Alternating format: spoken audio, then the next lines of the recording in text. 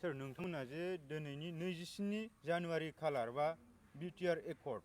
बे बिटिआर एकर्डनि दिनाव नोंथांमोना गोसोम ड्रेस गाननानै दिन्थिनाय जादों बिनि उद्देश्यखौ नोंथाङा मा फोरमायनो सानो?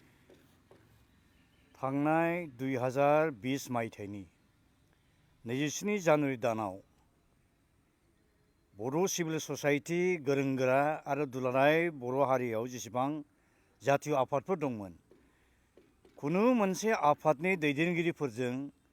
गोरों गोराफोरजों मेलेमजिबिफोरजों सावराया हसिया बिथांमोननि गेजेराव रावखौबो फोथायनायाव लाखियाजासेनो सिखाव बायदि रोखोमै सेक्रेटलि गोदान जि बिटिआर कनसेप्टनि सायाव जि गोदान गोरोबथा खालामदों बे गोदान गोरोबथाया 17 बोसोरनि सिगाङाव मोनखानाय बिटिसि आरो बिटिएडि बेखौ फोजोबस्रांनानै संबिधाननि 6थि सिडिउलनि आन्दाराव बर'फोरनो जि अट'नमि होनाय जादोंमोन बेखौ फोजोबस्रांनायनिसो मोनसे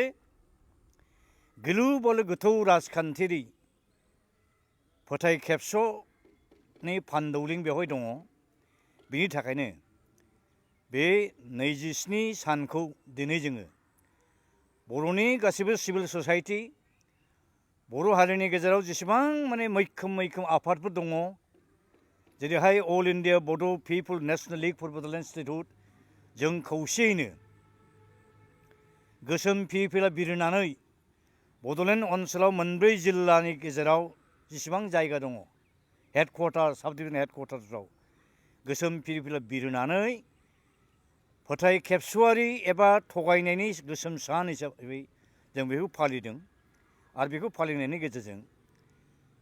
क'क्राझारनि डिसिखौ लोगो हमनानै बिथांनि आखाइनिजों भारतनि प्राइम मिनिस्टार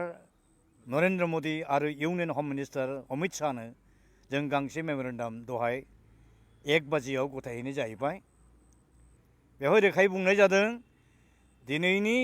दिनै फालिजानाय जिथु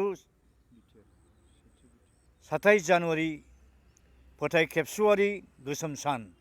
बेखौ फालिनायनि गेजेरजों जों बिटिआर कनसेप्टनि सायाव जानाय गोदान गोरोबथाखौ जों डिनाउन्स खालामबाय जों प्रत्याख्यान खालामबाय आरो बिनि उनाव जोङो भारत गभर्नमेन्टनि प्रधान मन्त्रि आरो गृह मन्त्रिखौ जों बुंबाय जे बड'लेण्ड जेंनाया सल्भ जायाखै बड' मिलिटेन्सि इस्युआबो सल्भ जायाखै बेखायनो बे मोननै जेनुइन आरो बार्निं जिथु इस्यु बे इस्युखौ मोजाङै सुसनमानजनक भाबै अनारेबलि आरो पार्मानेन्टलि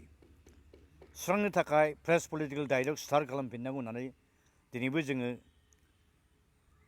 जावरिखांबावदों रायखांफिनबावदों रिटायार खालामदों आरो गोख्रैनो भारत गभर्नमेन्टआ फ्रेश पलिटिकेल डायलगखौ स्टार्ट खालामफिननांगौ आरोखि। मानो होनब्ला बड'लेण्ड स्टेटहुड इस्युआ सल्भ जायाखै होननायनि खारना जाहैबाय